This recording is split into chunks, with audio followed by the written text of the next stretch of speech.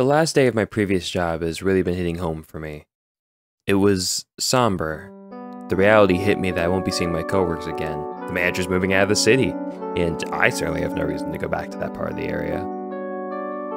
But I'll miss being so damn good at it. Speaking through sales, delivering shoes to customers, acting like they meant anything to me. It was a full-time part of my time. I had the customer service voice that anyone who's really had to work for sales, at least gets really trained to, understands. There's something about overcoming those early hurdles to just sailing by for a majority of your job. And outside of that, it's not like it closed because of, something happened in the store. It was low recurring sales. So I had enough time to be doing things like, well, this on screen here. Reading fantasy books, writing scripts I never committed to, texting my girlfriend, all that stuff. But as one door opens, another one closes. And then, when that door closes, there's a little trap door just begging me to look down and see if I want to jump down the rabbit hole.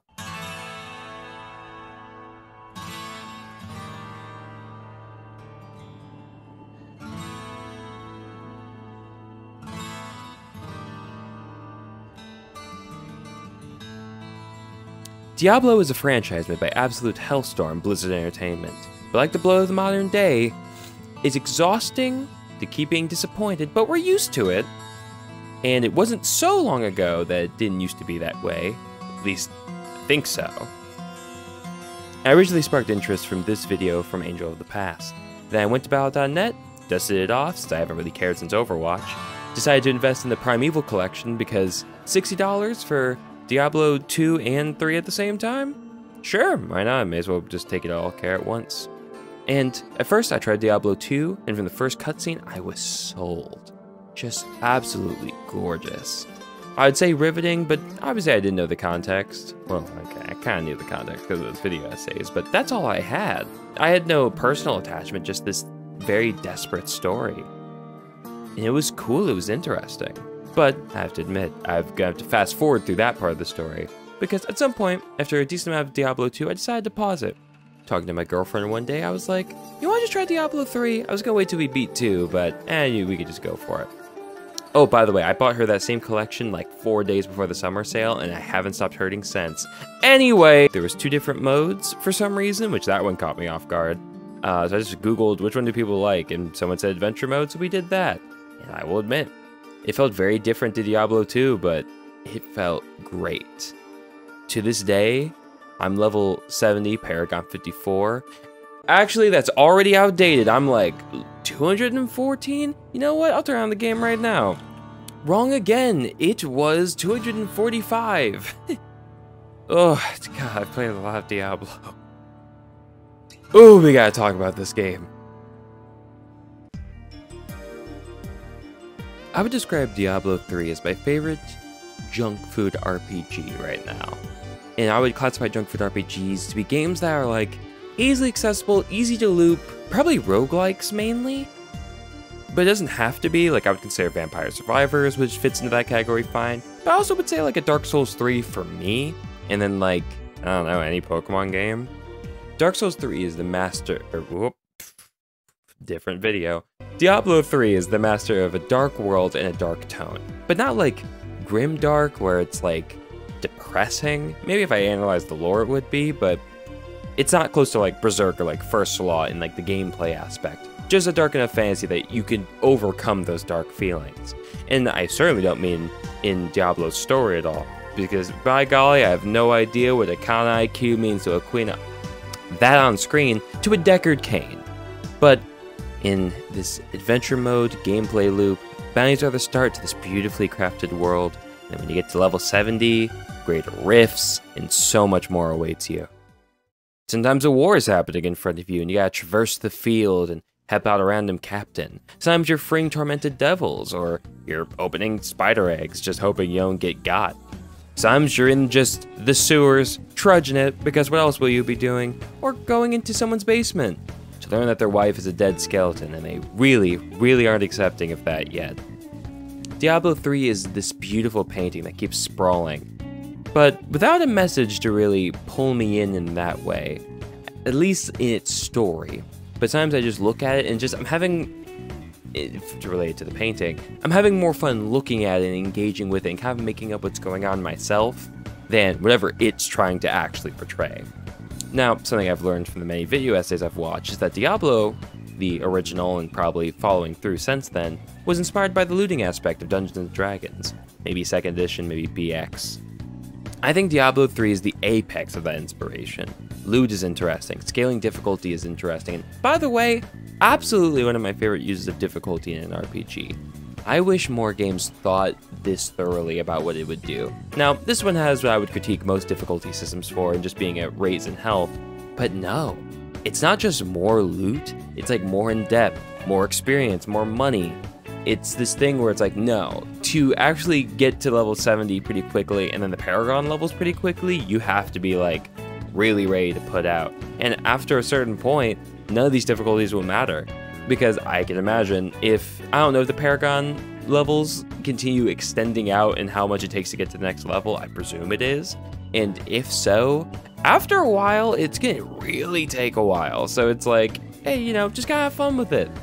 Don't focus on it too much. I mean, you're gonna keep playing anyway, so it'll just keep going up, and just think of it that way. Now, I do understand that this game wasn't always this good, in the same way that Diablo 4 has absolutely more than enough time to turn around. This is my first season, though, that I've really committed to. I started playing during last season, which I didn't even know what a season was. And it's not that it's particularly special, but it's impactful to me. And also my way of saying, guys, to anyone watching, it's not too late to start Diablo 3. It's not too late to do Diablo 2. These seasons, don't think of them as progressive. They're individual, more like episodic adventures that you deal with for a bit, and then they'll change. It's going to start rouletting next season anyway, because they're done making new content, but they're going to keep balancing it. The key thing I'll warn you, though, about playing Diablo 3 is that adventure mode makes playing campaign way harder. I feel like I could still go back and play Diablo 2 fine because I have a separation there in the gameplay feel, but I'll admit, it's really hard to do this one. Part of the magic of Diablo, any of them, is that no game will make you feel as overpowered as a Diablo or Diablo-like. Because, yeah, I understand Path of Exile exists, but Diablo 3 is my solo exposure to this sort of power. Particularly with using the Necromancer and Corpse Explosion. Now, I hope I've been playing it throughout the video, because it's insane how hard it goes, and then I got Bone Armor, and then I got so much more, the Inaris set, incredible! And the coolest part is I think each class really does feel like a different sort of fantasy. Necromancer seems to be like the god of Diablo, which almost feels like a contradiction, but given this kind of game, I feel like that makes the most sense. Using corpses, unleashing curses, it all feels so swift, and it's so tightly bound to 6 buttons, left and right mouse, and then the 1 to 4 keys. It's insane. Seeing the numbers keep rising and rising with my critical chance being at 50% or more, it goes so hard.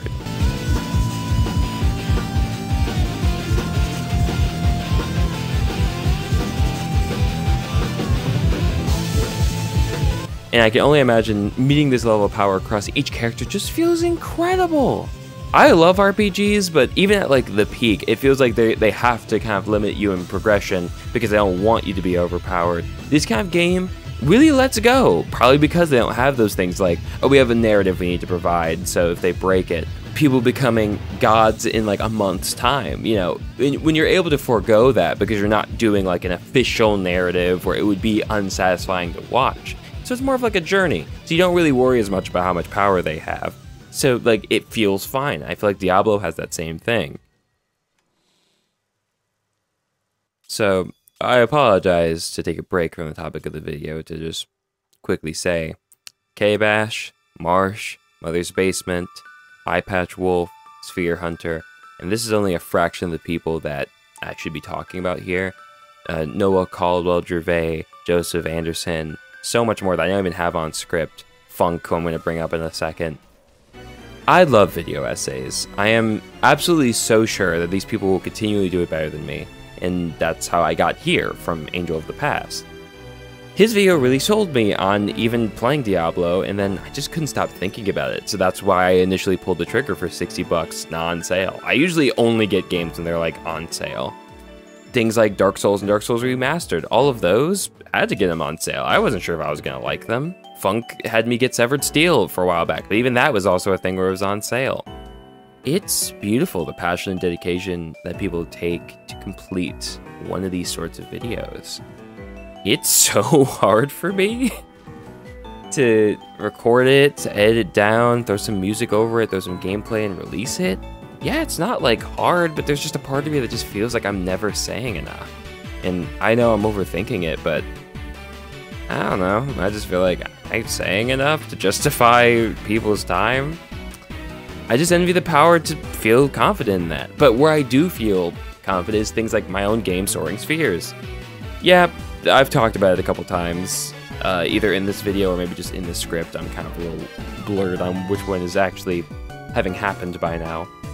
It's a work in progress tabletop RPG. More about it in the description. This is not for that game. But I'm really passionate about making things, and I wanted to make a video game, and I didn't have the confidence. I'm growing it more again, but I didn't have the assets, didn't have an artist, didn't have so much, and it broke me. But I like making things. I made a mod for Dark Souls 2, which I'm not gonna say it's the best, but the entire point of it is just, I didn't do anything to the difficulty, I just made it a little different. I answered my critiques of it, and I enjoyed that version of the game. And it feels good to make things, but for me that just isn't videos. I mean, I don't not enjoy it, there's just a part of me that I hit a wall in my head, and it just gets way more difficult. And especially because I'm compared to these people who I absolutely love their videos for. Like, I recently went out to like a city an hour away, and you know, I wasn't the one driving or anything, so I was just listening to a video, and I just listened to Marsh just talk about, no, Majin Tensei, that's what it was. I was listening to him talk about these games, and it just was so interesting and exciting. And I like talking about these topics, but just in like this edited form, it just really, I don't know, I feel like I box myself in, I overthink everything rather than just saying straight what I mean. So I've talked about my girlfriend to doing a podcast, like, hey, maybe that would be easier, but she's also not like me when it comes to these kind of things, so I think it would be more of like a trash taste thing, where I would be like, oh yeah, it's for this, and it's about anything else for every single episode. And I'll probably be passionate at times to actually finish these videos, partially because I owe my girlfriend, because I told her I would, at least a couple times a year. But I'm always watching, and maybe I'll just leave comments. Maybe I'll keep trying, I don't know. It's good to have a break from when I am working on things like my game, which I've done like an entire rewrite. The link in the description, I don't know what version's gonna be up there. Probably the old one, but I've entirely rewritten it, where it's just for coherency. I'm gonna be adding to it. It's not done yet, but I've just had the urge to be like, I want it out there. There is a freeing feeling in not working anymore, even if just for a little while. This lack of being tied down to this dying mall space. Though comfortable, and I did get a lot of extraneous tasks done, see here for the third mention of the video, but it was also just tiring in my sanity more than it was my body. That feeling of the end creeping made me realize how much I'll miss almost every aspect of it. But change will come, and it should come. If I was ever going to work here my whole life, it wouldn't have been enough. I have plans to entirely uproot my life here in 7 to 9 months. I don't know what the future holds, I just hope I know by then. C'est la vie. Until next time.